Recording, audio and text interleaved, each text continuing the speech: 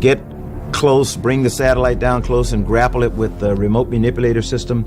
Everything that could go wrong went wrong. We got up there to capture it. The bar, we tapped the satellite with the bar, and the satellite started moving out of control. Get me in. Pitch me over. Into the arm. Watch the end of the arm. We're going to singularity again. You're going to have to get out of there.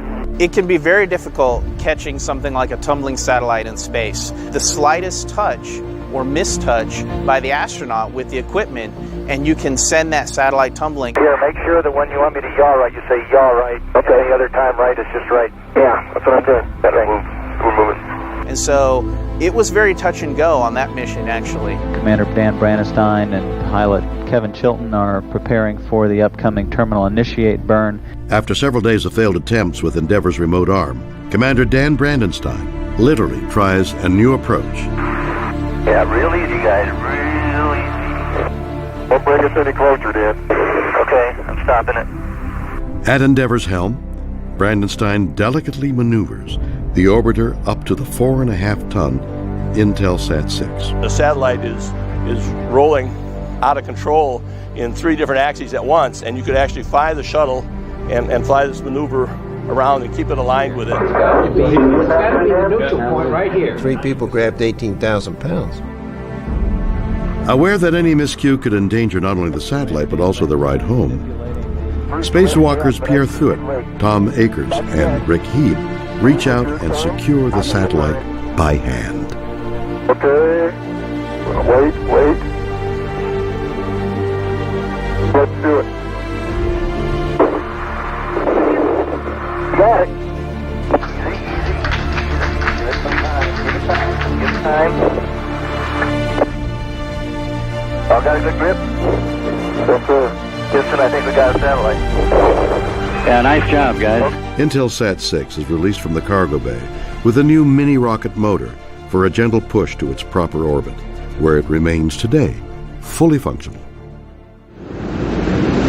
And as the shuttle program matured, so it seemed did relationships between the world's spacefaring nations. On STS-47, the 50th Space Shuttle mission saw the orbiter Endeavour back in space on September 12, 1992. The mission was a cooperative space lab venture between Japan and the United States that brought the first Japanese astronaut into orbit as a member of the 7-person shuttle crew. The Space Shuttle has launched people from different nations around this world that used to feel they could never, ever work together.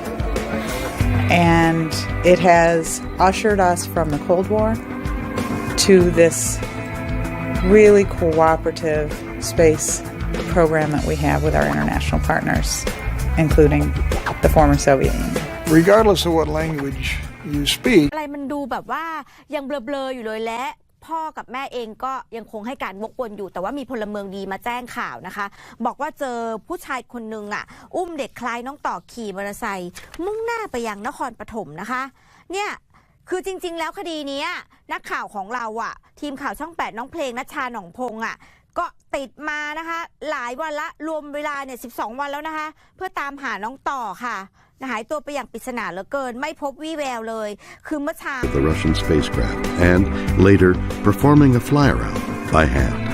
And liftoff of the Space Shuttle Atlantis on a mission that will herald a new day of international cooperation in space.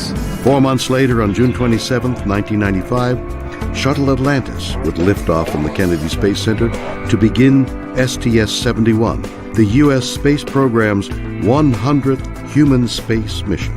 It would take 2 more days before Atlantis caught up with and performed the first shuttle docking with the Mir space station.